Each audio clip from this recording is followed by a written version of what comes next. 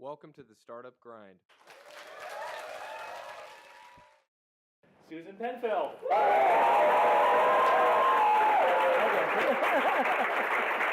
I go first, yeah? Hi, everybody. Hi, Susan. I'm doing good. Thanks for having me. You guys here in the back? It's good? Can you all hear me? Okay, good. Okay, I'm loud, so. All right. So, well, thank you very much, Susan, for coming out here. Thank you for having me. We actually try really hard at Startup Grind to get more female speakers. I told you before, like, I actually. was on your website. I was a little worried. No. Nobody had any high heel shoes, so. The backstory is, like, I've put out, like, requests to at least 30 women. Yeah. You know, at least 30 women, and I have a very low hit rate, so I really stoked that I got you. Right? So. I joined the Cupcake Ladies of Georgetown, which is awesome. So we always like to start our interview on a personal note. So talk about, like, we always go from the beginning, like, where were you born, where were you raised? Yep. Maybe talk about, what your parents did, and then, what did you do before Booz Allen? Yep. Before you became such a rock star executive. And I correct you, I'm 24 years, but that's 24 okay. years. Okay, So you can have the 24 cake next year with me on the Next year. 25th. So, so I joined. I was born in Williamsport, Pennsylvania. Anybody know where that is? Look, my nephew's in the audience, so he knows. I actually knew him when he was born. So, but I grew up in a small town, Williamsport, Pennsylvania. Population, I don't know, 30,000. Anybody play Little League Baseball? Any guys? The girls weren't playing then, but they are now. So that's the home of the Little League World Series, which people go to every year, which is really exciting. 2 weeks in August, I think about 80,000 people take over Williamsport, Pennsylvania, so that's exciting. But my parents were both, blue-collar workers. My dad worked for Bethlehem Steel initially, and then he actually went on to be a bus driver for Continental Trailways. And I told the story the other day, and I had a little tear in my eye, but I think I can do it. My dad had a heart attack when he was in his late 30s, survived, and lived till about 81 and passed away a few years ago. But at that time, my dad was out of work, right? He was a bus driver. You could not drive a bus if you had a heart condition. It was well before the time that we have all these amazing drugs and all the things that they can do with medicine today. But my dad went back to school. As a 40-year-old man, he went to school with a bunch of college kids at the local community college, and his coursework was in fixing computers and office machines, and computers were emerging as a new technology at that point.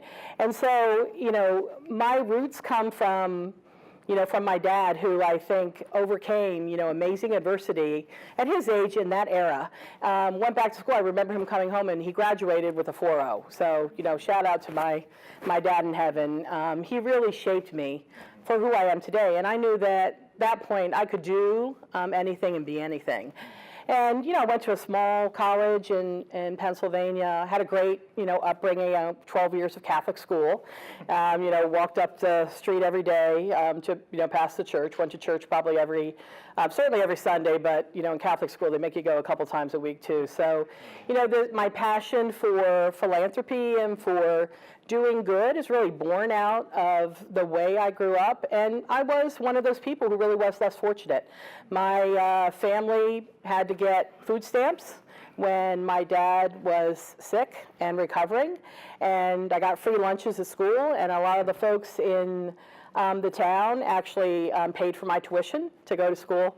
So one of the things I always wanted to do, if I became successful, was that I was going to give back. And it's really been a passion of mine, for a number of years.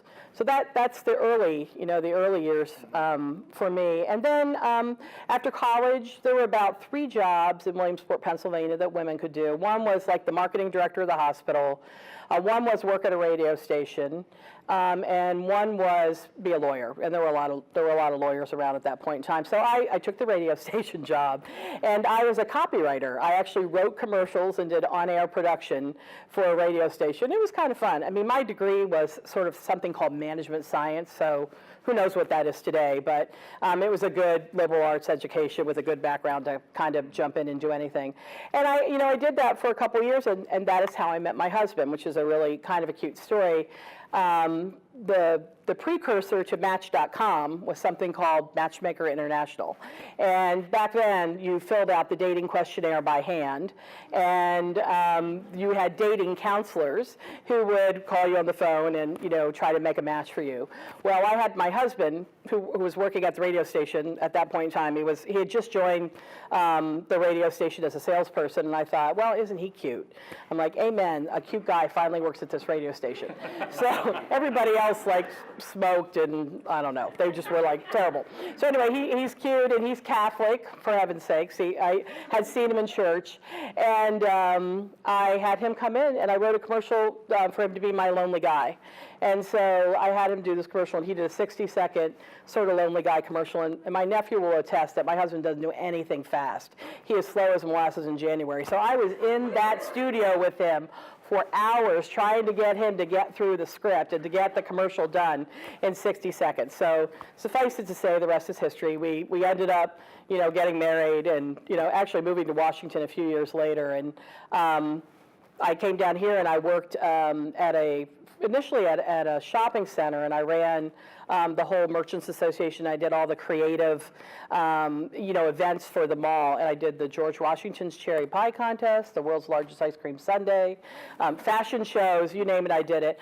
I was making, I think, probably $15,000 a year working every weekend, but I thought it was the best thing in the world, because when I would drive into Washington, D.C., and I would see the Arlington Cemetery and the Washington Monument, I thought, I made it. I'm here, and I can do anything. I'm looking at the Washington Post. I'm like, there's a million jobs here. I'm going to be able to do anything.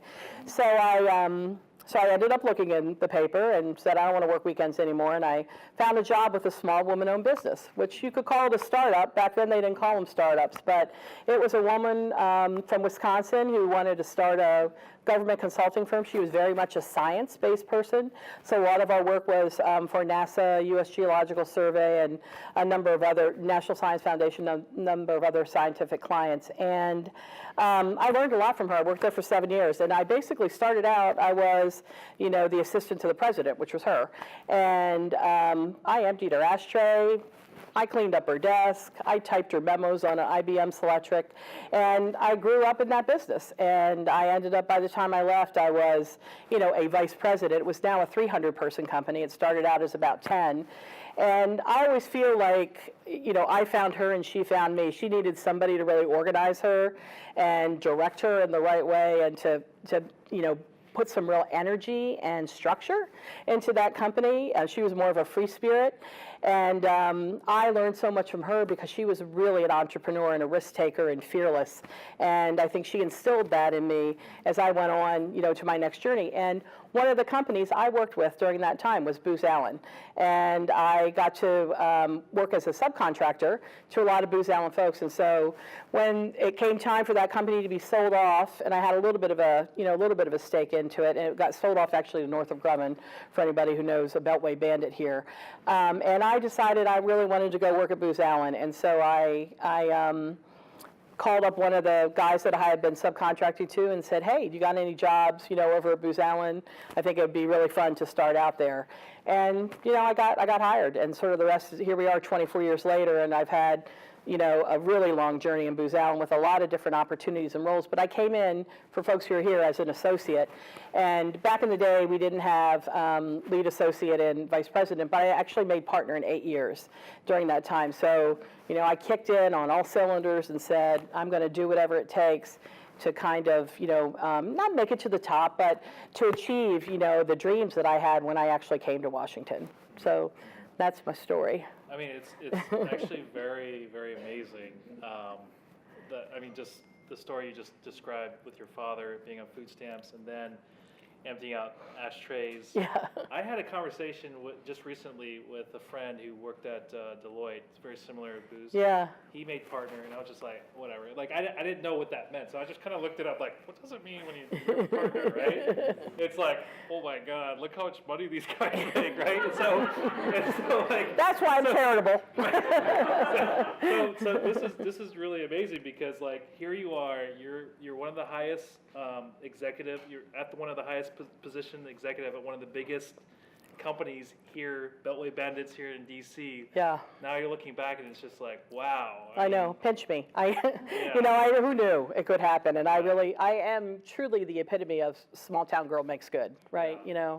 I just was, a little bit lucky, a hard worker with a good work ethic, and a lot of great people that, I was able to, work with and who helped me, on my journey. So I am truly blessed, and that is why, I feel really passionate about this work that I can do now at this point in my career, for women, for veterans, for all the other causes that I care about, for the startup community, for social good, et cetera. So we're gonna get into some of the tactical strategies Yeah.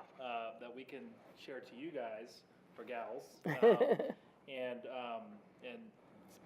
there's another Susan in the audience, Oh, yeah. Well, there's like 10 of them or 20 yeah. of them. Or And so all the we're- girls in here can do it, all the ladies. We're going to talk about like mentorship and protege and all that stuff. But let's go first. Start off Okay. with Booz Allen. Take it slow. Take it. So like let's tell a little bit about Booz Allen Okay. and its corporate journey, and then let us know like what, because you could have selected any company, right? Sure. So like Well, what I couldn't have selected any company when I was way back in the day, when I was 30-some years old. But Booz Allen is a 104-year-old startup, we call it, right? We were founded in 1914. We actually invented management consulting. We certainly invented it in the federal government. We did work for the Navy in the 1940s during World War II. And, we've gone on to build a significant $6 billion business on the federal side. We also had a commercial sector that we sold off several years ago, but then came back to commercial. So we have a commercial and international sector now as well. We went public in 2010. We were acquired by a private equity to help us to separate from the commercial business. And we are now on our journey to be what I think is a world-class technology solutions company, not only for the federal government, but for the Fortune 100 and also global governments around the world. And we did that, really with purpose. We stood up the Strategic Innovation Group. For all of you in Booz Allen, we call it the SIG, 6 years ago.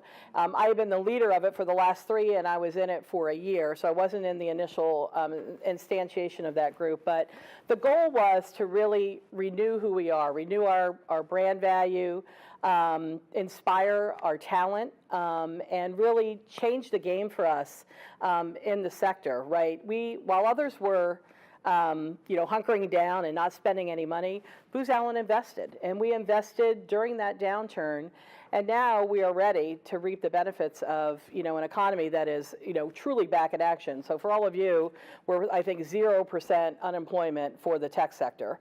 So the recruiting is hard, but it has been, an amazing journey, and, we set aside a group of people who we had focused on next generation technology, on building our own products and solutions, on collaborating with the startup community. We have what we call innovation hubs that are across the country: Austin, Boston, San Francisco, among other places.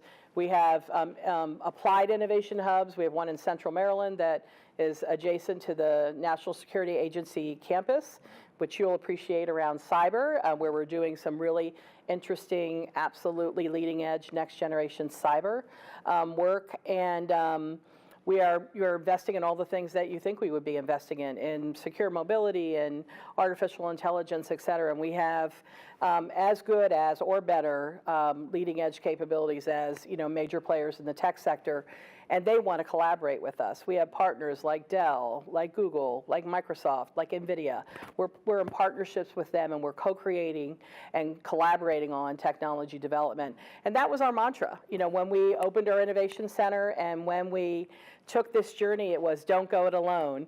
And, you know, Kurt Shears over here, he's the director of our innovation center, and he was one of the guys who helped coin, you know, that innovation philosophy and what we would really do and how we would go about it, and really on a maturity curve, right? We would start out and we would, you know, be churning and burning, and then by year 5, we would have that innovation culture, that spirit, that entrepreneurship, that technical capability instantiated through Booz Allen. And I'm here to say in year 6, it's there. And we are now, you know, it's our time to really reap the benefit of all the investments we have made. So it's a journey. I mean, if you think about a 104-year-old company, we always say it's not your father's Booz Allen. Yeah, so. right. So, I mean, obviously you've given us the 50,000-foot view. And so I'm going to ask this question for the benefit of half the crowd here, because Booz employees. And I learned this from the ICF interview that I had. They want to hear stuff. Well, no, so the thing is that I was like, why are there like there's so many like ICF employees here, right? It's like can't they just see them in the office? And because it's so big, Yeah. like they don't know like they'll see you like, hey Suzanne, right? And then you, Yeah, for but, sure. So the question would be like, what does a typical day look for Susan Penfield? There you go. So let's. What does it So, look you know, like? first off, let me say about our amazing Booz Allen talent, you are amazing and wonderful, and we value you in every, you know, dimension. So, you know, I'm delighted that you're all here and that you've come out to support, you know, not only me, but also Booz Allen. So thank you for that. And my typical day is really a little bit strategy, a little bit operations, and a little bit, you know, engaging with both our talent and also the external ecosystem. In this role I have today as a leader of the Strategic Innovation Group, I get the title Chief Innovation Officer. So it gives me a license to could go around and talk to really whoever I want to in the tech sector. So I have a lot of engagements with some of these major technology partners that we're working with today. I also run a big team. I have a 2,000-person team. And my chief of staff is here, Logan Gibson, so she knows what I do every day on a regular basis. But there's a lot of operational things that, you know, we do. There's, you know, obviously things around IP. We have the attorneys here. I'm usually on the phone with the attorneys at least an hour or two a day. Today, we negotiated our final agreement with Dell. And I can tell you, when two big companies come together to negotiate an agreement, we need a lot of paper. And we need a lot of clauses that we go through. So we had a 4-page summary of a 300-page agreement document that we went through with the lawyers today. So that might be called the mind-numbing part of my job. But, you know, ask the right questions. I got a ton of attorneys with me, and I got a lot of amazing people who support me and help me think about that. But the most exciting thing I get to do actually is to go out and see what all of you do, you know, in our spaces with our clients. And last week I got to open up this new innovation center in Central Maryland, adjacent to the NSA campus, and, you know, just seeing all the cool things that we have developed and sitting side by side with, you know, the folks up there and learning what they're doing and the kind of problems they're solving and the kind of missions that they have passion about is just, you know, incredible. And honestly, going on the road and being out there with all the folks in the firm is the best thing I get to do every day. And I know our CEO, Horacio, will say the same thing. He tries to take a trip a month where he will then, you know, put out a trip report to all of you guys and let you know what he saw and heard and the folks that he met. But it's his favorite thing. So I appreciate all of you, and I love to spend more time with you. So hopefully we'll get to do it after, and you're always welcome in my house. So I wanted to sort of follow up on what you just mentioned. So I have questions about the Booz Allen Innovation Center, but since you mentioned about the Annapolis, the iHub, Central Maryland Innovation Hub, and at the Annapolis Junction, right? 15,000 square feet. Yep. Tell us a little bit about it. I mean, it seems like there's NSA, U.S. Cyber Command, cyber operations. So what was the thinking behind that? Why did you guys build it, and what do you guys want to accomplish? So one of the things that is part of our innovation agenda is, you know, one, to have interesting, innovative spaces for our staff to work and for us to create and collaborate with startup partners, with tech companies, but also with our clients. And so the Innovation Center in DC is sort of in the middle of all of the government agencies that are down there, and Kurt can correct me on this, but I think we had like 17,000 government folks and other folks come through that center last year. We have 4,000, moving to 5,000 people in Central Maryland working in the National Security Agency and in Cyber Command, doing really leading edge technology initiatives, both in cyber and in AI, certainly in digital and software development. And we felt like having a space there where our clients could come in and collaborate with us and be exposed to next generation kinds of technologies would be something that we really wanted to put our energy into. And so we're calling those applied innovation hubs. They're places that are spaces where people can work, where they can collaborate, where they can get learning and development on next generation technology, but also, really be exposed to the kind of work we're doing for a particular client. And the NSA, for people who don't know them, they are really at the leading edge of technology, and a lot of the things that we have invested in to date were really born out of assignments that we have done, at the NSA. Certainly can't say any more about it than that, but it is really truly leading edge stuff in all dimensions of technology.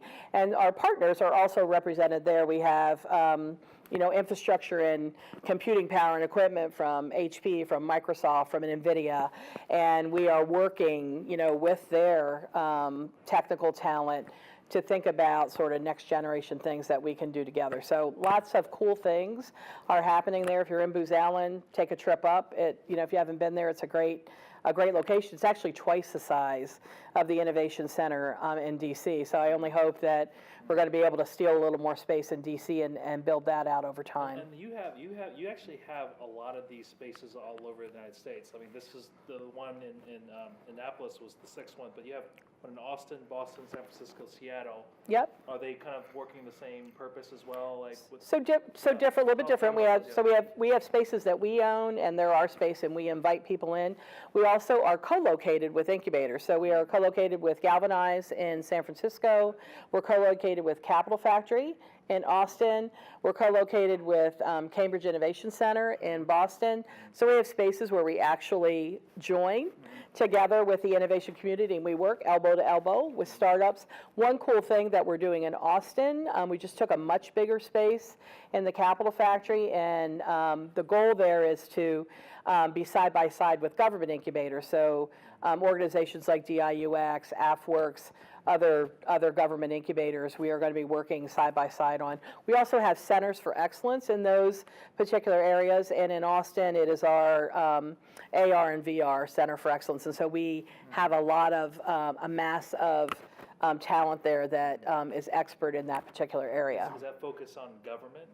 It's focused on government, and we also have, we have a commercial business. Our commercial business is largely focused on cyber today, but also there's a lot of companion technology to cyber. AI, of course, is going to revolutionize, how we protect our networks and, our infrastructure. So there's a lot of integrated technology that we also provide to the commercial sector. So this interview is recorded, and it's going to be actually folks from Silicon Valley, Austin, Boston, they'll be able to listen to this interview. It's great. So the question would be if I'm a startup. Yep. Are you looking? What are you? First of all, are you working with startups in these innovation? We do. Yep. And then, what are you looking for? So we have particular. Listening to this interview. Sure. Yeah. So we have particular areas that we're focused on. Cyber is one area. Digital, next generation digital, AI. So if you have startups in those areas. What we're calling immersive, but AR, VR. We're interested in your next generation technology, either collaborating with you to bring that technology to market. Is your technology viable in the government sector? Is it, is it viable in the commercial sector?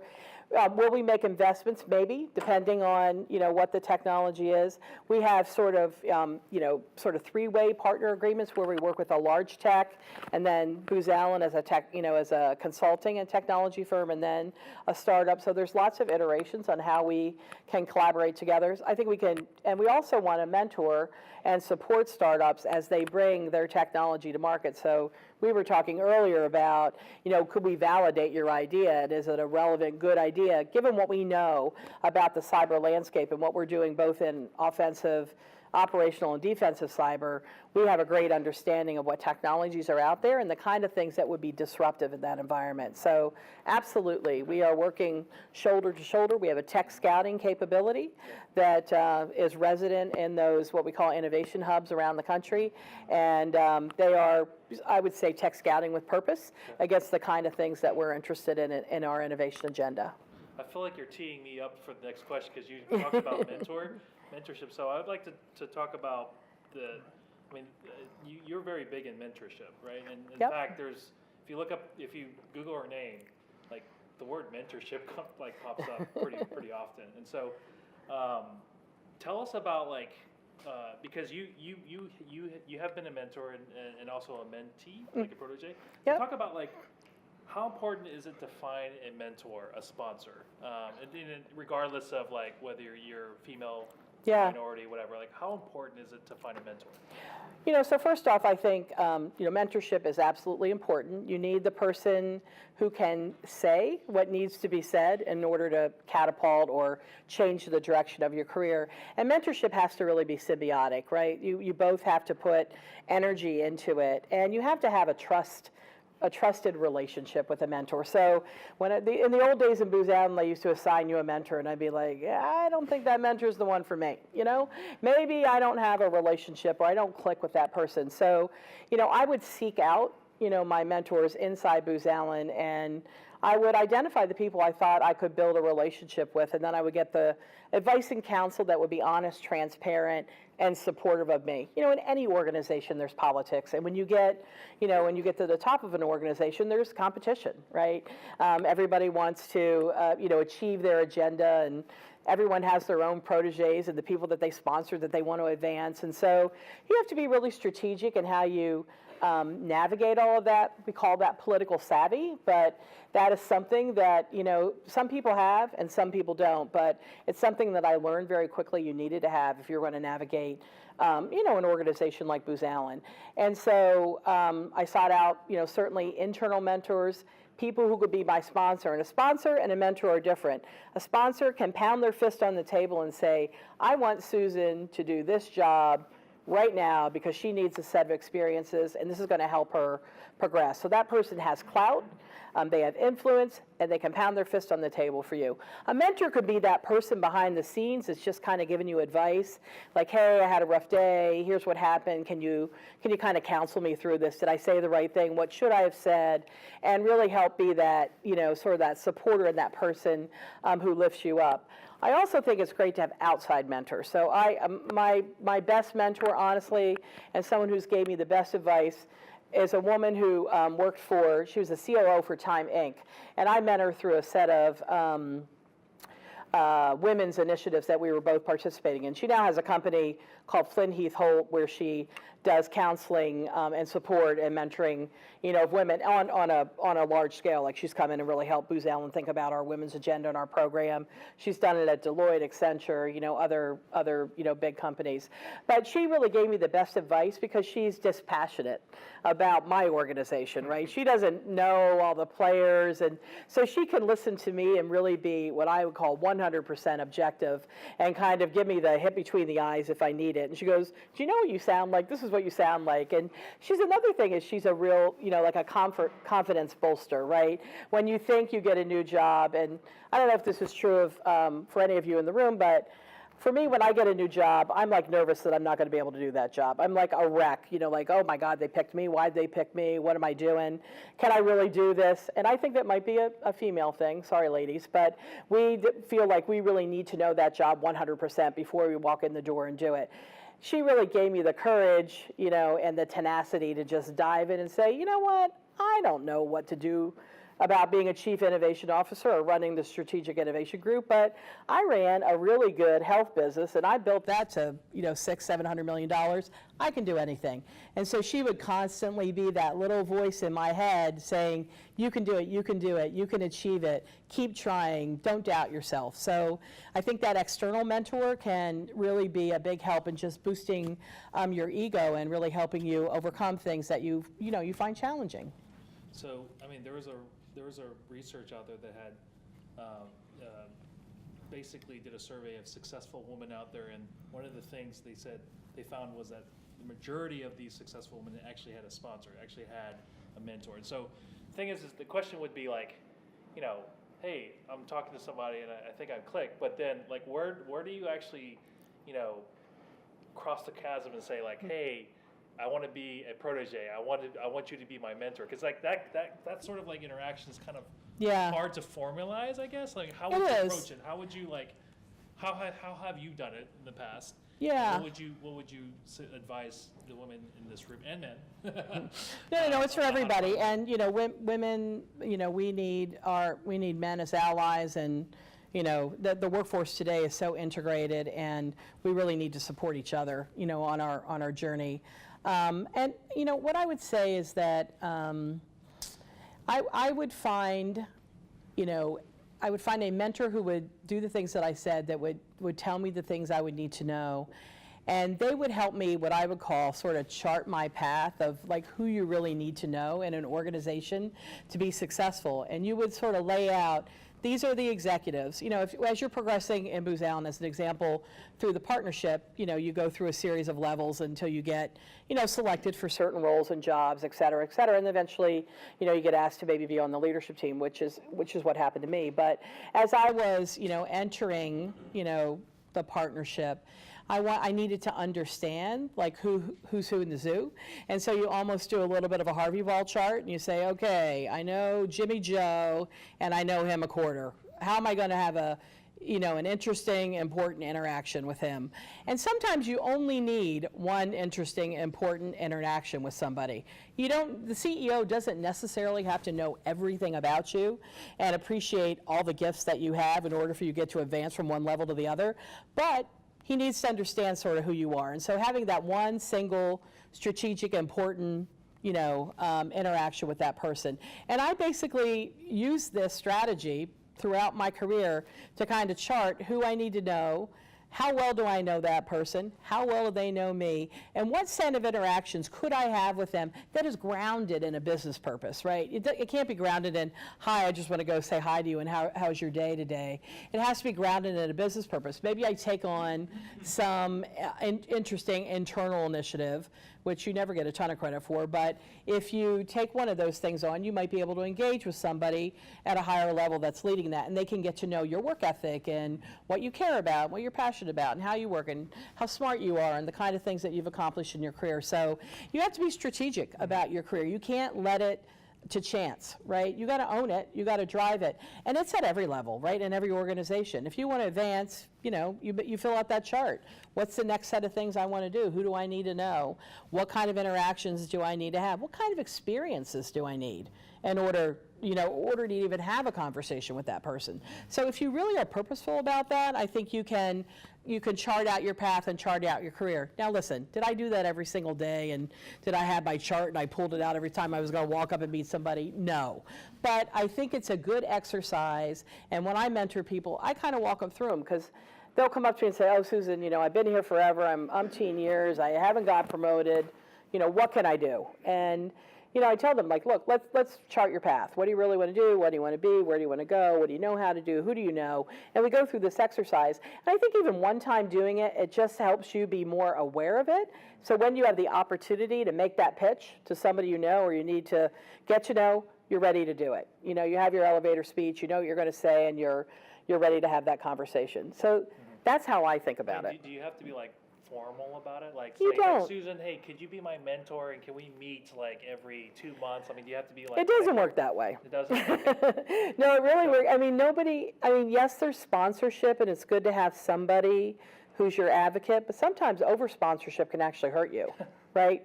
Because everybody's like, oh my God, are they talking about Susan again? Can you stop already? I'm done with her, right?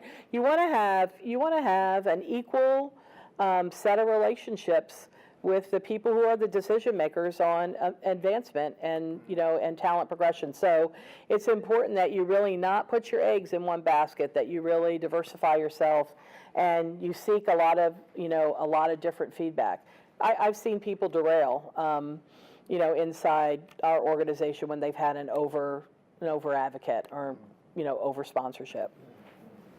So if you guys are on social media, Twitter, hashtag Startup Grind at Susan Penfield. Yep.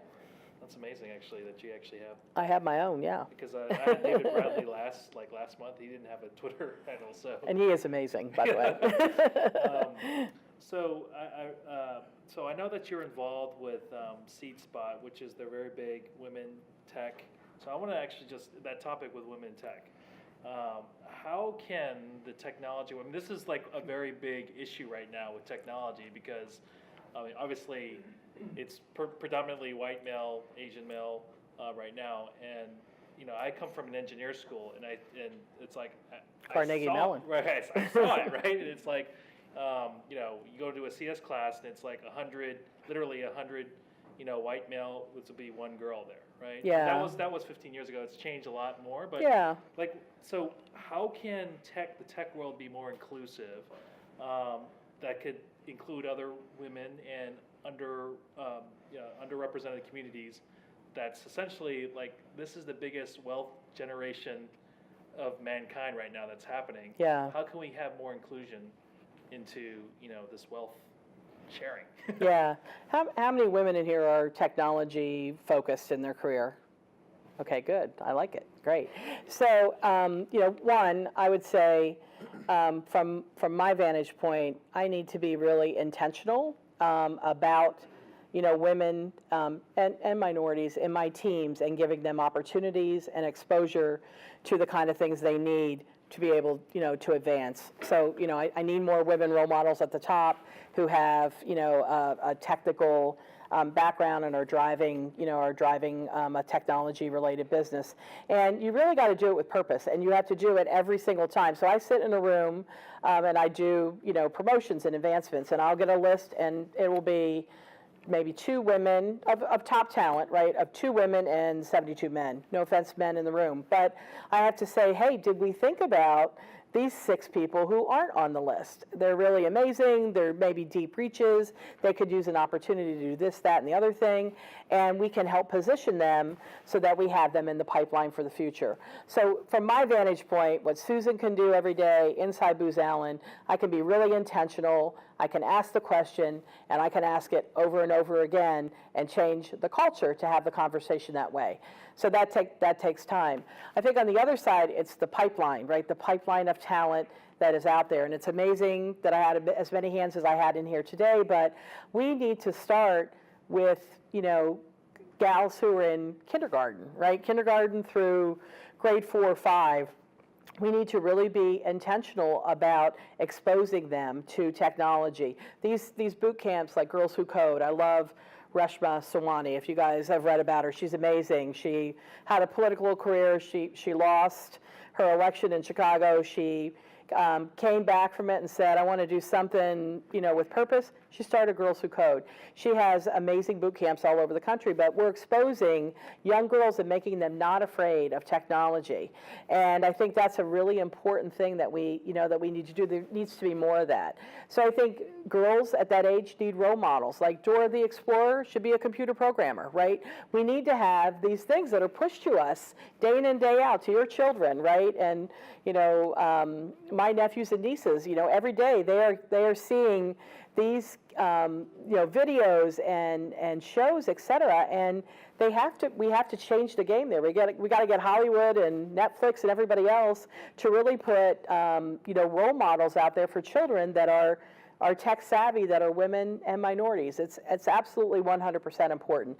And to that end, Booz Allen actually wrote it. We invested in a book that we now have, and we didn't get any copies tonight, but if people are interested, give Logan your name and we'll get you a book. It's called The Imagine It Book, and it was written by a woman in New York, but the intent of that is to really talk about careers in STEM. And so there's all kinds of fun exercises in it, and it helps you think about the kind of things you could do as a child, when you grow up, whether it's a scientist or whether it's a programmer, a computer programmer, or whether it's some sort of engineering feat.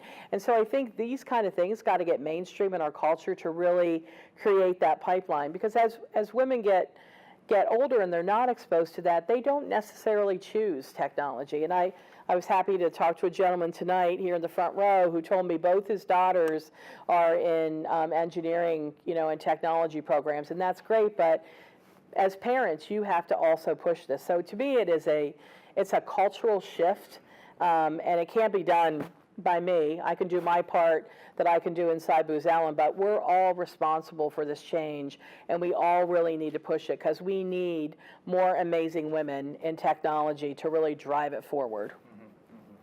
So I like that, having girls exposed early, kindergarten. Yep. And parents, they have to share the load as well. They sure do, yeah. Their daughters to tech. So I wanted to dig in with the SeedSpot involvement, right? So Yep. you are on the board for SeedSpot. So talk about that. Like, how did you get involved with SeedSpot? Yep. And what do they do? And then also talk about the partnership that you have with Booz Allen and, Sure. and SeedSpot. Okay, so Wayne Chen in the audience introduced me to Seifer Gresham in the audience, who Seifer is a VP at SeedSpot, and Wayne is one of my guys at Booz Allen. But Wayne thought that given my sort of penchant for philanthropic things, that I would be, and the fact that I was, running the innovation group, that I would be really interested in a group that does social entrepreneurship. And sure enough, I was absolutely interested in it. And I met Seifer, actually, I had a phone call with Seifer, and it was a bad day because there was actually a terrible shooting that day when I talked to Seifer, and here we are on another day where there's a shooting. But we had a great conversation. I was really interested in what they were doing, and basically, they are providing boot camps and resources, et cetera, to help entrepreneurs who want to do social good come to life and start their companies. They were founded and born out of Phoenix, where they have done some incredible work there. And I don't have all the numbers, so Seifer, you'll have to tell everybody after all the amazing things that you guys have already done. But they decided their next location would be in DC. It was very much around the time that Kurt and Wayne and I and others were getting ready to open up the Innovation Center, and we said, wow, one-day partnership with SeedSpot, who will bring really our values to life, Booz Allen's purpose and values, which is empowering people to change the world, together with SeedSpot, who's doing social entrepreneurship. Wouldn't that be a great marriage? So I got introduced to Courtney Klein, who's the CEO, and I know she's currently, I think, 9 months pregnant today, and certainly would have been here if she could, but she is an amazing entrepreneur, and this was not her first rodeo. SeedSpot is, I think, maybe the second or third thing that she's done, but as a founder, she envisioned, a safe place for entrepreneurs to really, learn and grow and prosper and be connected to a network where they could start up these amazing companies. And so that's exactly what they did. And they came to DC. They launched some boot camps here.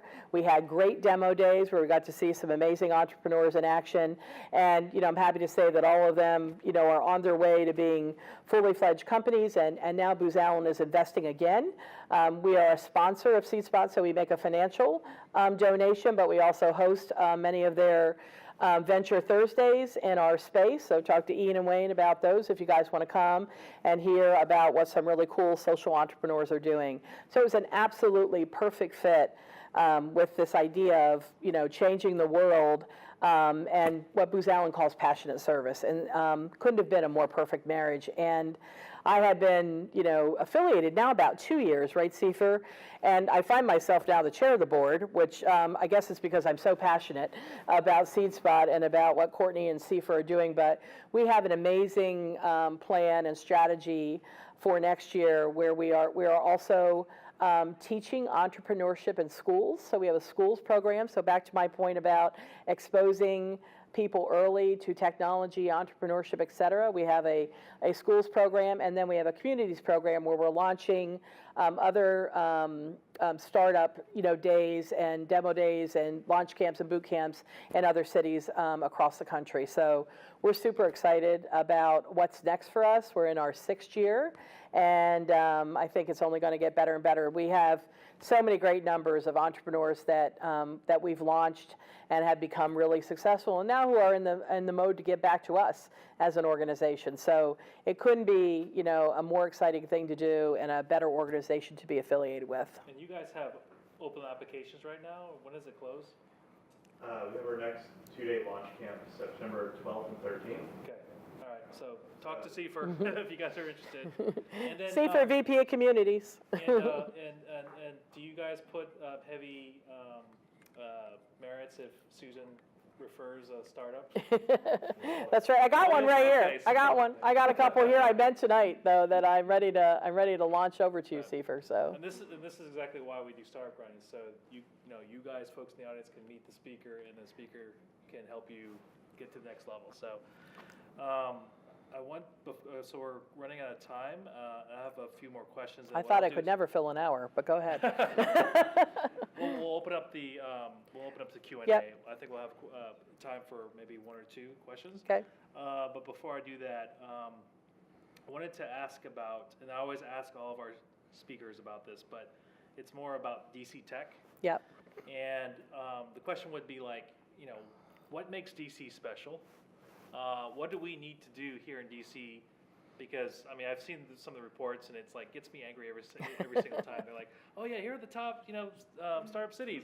It's Silicon Valley, it's New York, and then suddenly it's like DC never gets mentioned, and then they'll mention like Jacksonville. It's like, what? Where's DC, right? Come on, we got to do it. What do we need to do here in DC to make this? So you and me, Brian, we got to get behind it and make it happen. Let's So make a look, movement. we have an $X trillion federal budget. We have extraordinary academic institutions, all around the tri-state area. We have amazing entrepreneurs in this audience.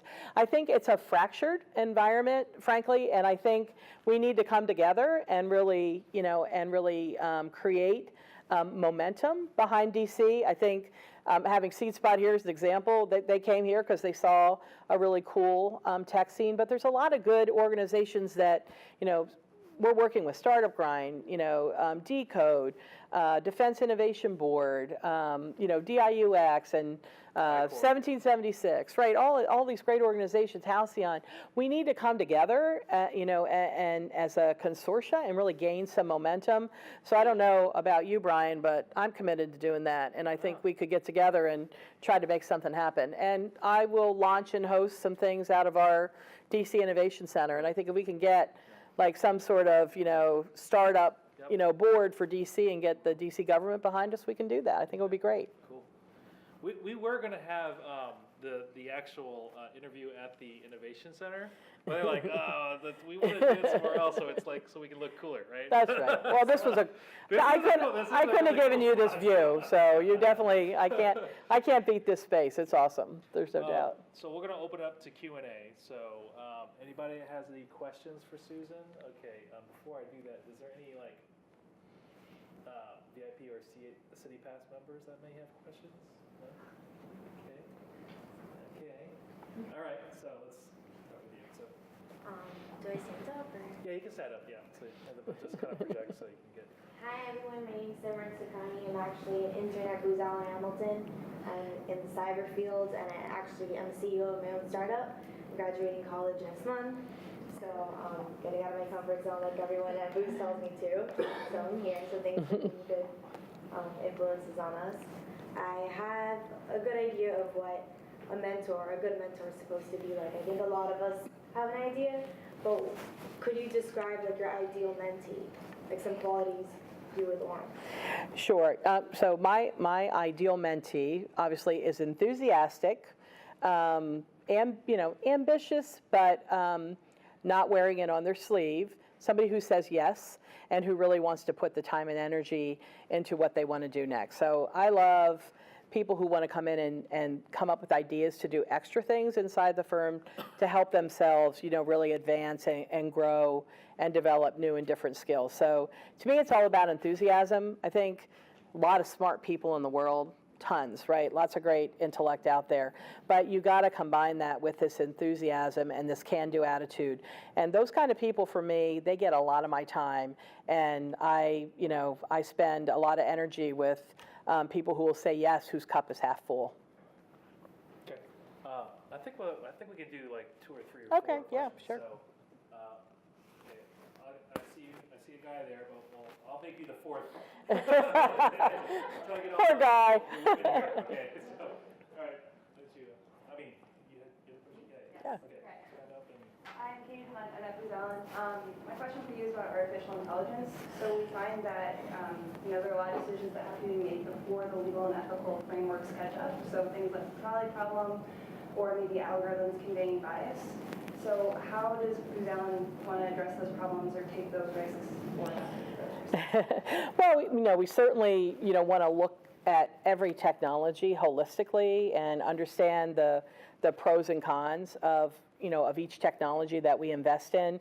And so absolutely, we need to consider, any kind of, ethical considerations when a technology is applied to a problem. And it's something that you have to do on balance. And so it's something that we absolutely think about. We have a whole set of efforts under our AI investment. We're actually exploring some of that. And a lot of the ways to work through it is through use cases, like what kind of, how do you apply this technology to a number of different kind of problems that you're trying to solve in the federal sector, in the commercial sector, and, kind of weigh it out. And so I think once you game those kind of things out, you can come up with the right questions to actually ask and, really understand it better. But it's something that we absolutely think about and we absolutely do. Okay, wait. Actually, I want to ask a question. Okay. Because it was a question I kind of missed out. So megatrends. So AI. Do you have any opinions on blockchain, crypto? Yeah, we actually have one of the first instantiations of blockchain in the federal government. It's actually for the Food and Drug Administration, and it's an exchange of public health information during a pandemic.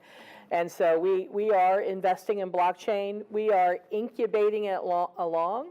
We have some use cases also up in the work that we're doing in our cyber center, adjacent to the National Security Agency. So there's some things that we're doing there around exploring that technology. We absolutely see, the merits of it and how it can secure, data and infrastructures, et cetera. I don't think that we have enough use cases yet for it, and so that's what we're trying to explore, more use cases for that technology. What about blockchain health? Yeah, well, that's what I'm saying. Okay. We think that there's a lot of merit, in finance, in health, but you don't necessarily, it's not taking off as much in the commercial sector, and like I said, we have the first instantiation in the federal sector. So these use cases are some of the things that we're coming up with in our innovation environment, where we're doing more of the R&D and building out these blockchain use cases and scenarios to test the technology, and then you can go to a client, because I think a lot of clients might not understand what the technology really does. And so I think when you bring it to life through solving a mission or a challenge in a client space, you're able to really articulate what the technology is good for and what it's not good for. So I mean, if there's startups that are like in the crypto blockchain space, We're interested. you're interested. Yeah, Great. we're interested. All right, so we'll get another one, another female. All right, I can get you. Yeah, Poor guy. Lee, what's your question? I love the guys too, I promise. I'm Wade. I'm a guy. I do not work at Booz Allen. Good. So I guess my question on innovation is, if you build a center, is it a question of, if you build it, they will come in terms of innovation, right? It's not just a question of like, hey, here's a 3D printer, innovation, right? Right. And then I guess related to that, if you have an innovation department, does it say the other departments are not innovative? And how do you then get them to come along on the ride? Yeah, sure. So it's a good question. So, one, I think the spaces are configured so that we promote collaboration, between and among, different teams. So a lot of teams actually apply and work in the Innovation Center. So it's really to bring different teams together or working on completely different projects, and you're hoping that some, symbiotic things happen, while they're together in that environment. And we also have like R&D labs where we're the things that we're investing in at the top line and innovation are being done. But as it relates to the markets, inside Booz Allen we have a defense group, we have a intelligence group, we have a civilian group, we have a commercial and international sector.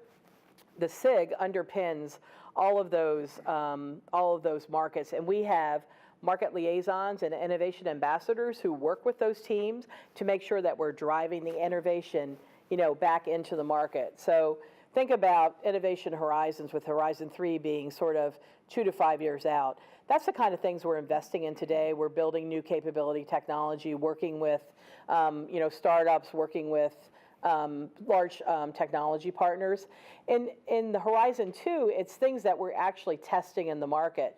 So what we really like to do is collaborate with the market, bring that technology, go to market together, compel a client about something that we're doing, and eventually sell that technology to that client, whether we influence a procurement or we actually innovate on a job that's already underway on delivery. So we have a construct that helps us actually integrate and plug right into the market so that they are aware and cognizant of all the innovation that we're doing. And it's worked really well. And I think that's been a journey for us, because when you first stand up an innovation group, you don't have things that are at the ready. You need to take 3 to 5 years to actually build that Horizon 3 technology. And now that we have that technology, it's payoff time, right? We're now taking all of that technology to market. And in fact, yesterday, we had an event where our civil group and all their leaders came together with the innovation group, and we had an exchange of the kind of things that we're doing, getting them up to speed so that they can go to market on their own with our materials, our intellectual capital, or with us to actually sell that and solve problems for our clients. So it is purposeful and orchestrated. Okay, we have time for one more question. Hi, I'm Matt. I'm also not from Booz as well. So I started my own startup called CyberKit, and one of our big social responsibility efforts is to build IT living centers in Cambodia. We're building one next year in April. So what advice do you have for young women and men of about junior high type of age? What type of tools would you suggest to start influencing them so they can do great things in the future? So in terms of technology or cyber or just any? Technology like Khan Academy, Code.org, Grasshopper, what would be your recommendation to teach these? Yeah, I've been affiliated with a couple of groups here in DC, so I know that, Khan Academy is great. A lot of my friends who have children and grandchildren, go there. I am high on this Girls Who Code. I think they do a great job. I tell you what, I have a great partnership with both the Girl Scouts and Boy Scouts at Booz Allen, and they are really doing great things in terms of exposing kids to a number of different things in terms of, entrepreneurship, technology, mentorship, all different kinds of things. I think they have a really good program, and we actually had a Girl Scout event at our Innovation Center where we launched our Imagine It book. But I think there's a lot of really good organizations around. I think Seat Spot, right? You're going to, in the schools, they are also hosting entrepreneurship classes. And I mean, look at your school and ask for those kind of things, right? Can our public school system actually have one of these entrepreneurship classes? We're trying to get into as many schools as we can, and we're certainly trying to break into the DC area. But there's other organizations. I think there's an organization called Build here in DC that is also focused on entrepreneurship in schools. So there's a lot out there, that I think kids can get exposed to. But depending on how well-rounded, like if you want to really be on tech and you want somebody to get focused on, coding, I think if you have a daughter, Girls Who Code is great. I mean, Khan Academy seems to be doing really well for for a lot of other kids who are out there, to really let them work at their own pace and be able to do a lot of that at home, which I think is important. Trump, he's flown by here twice, That's great. saying, "Hey, how's it going?" It's like, let's go Booz Allen. Yeah. So I got 2 last questions. Okay. We have to wrap up. Ran out of time. So the first question is, rewind 20 years ago, and you're sitting in a crowd, and you're, sitting and hearing a badass,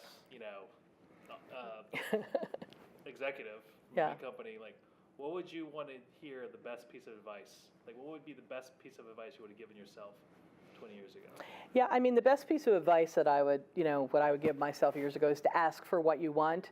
I think, with my upbringing, being, more of the good Catholic gal, I didn't always feel like it was appropriate to kind of, just burst right in and ask for the things I want. And I think what I found over time in my career is that if you ask, people will actually want to help you and support you and want to hear. And people are waiting to be asked, right? I know that I love when people come to me and ask me to help them with a problem or a challenge or ask for an opportunity. I mean, that just really gets me jazzed. So I think, really my old self would say, ask for what you want. Don't be afraid. Be fearless. All right, and the last question, it's probably the most important question out of all the questions. Okay? Ready? I'm ready. Who's your favorite superhero and why? Okay. All right, ladies. Who's my favorite superhero?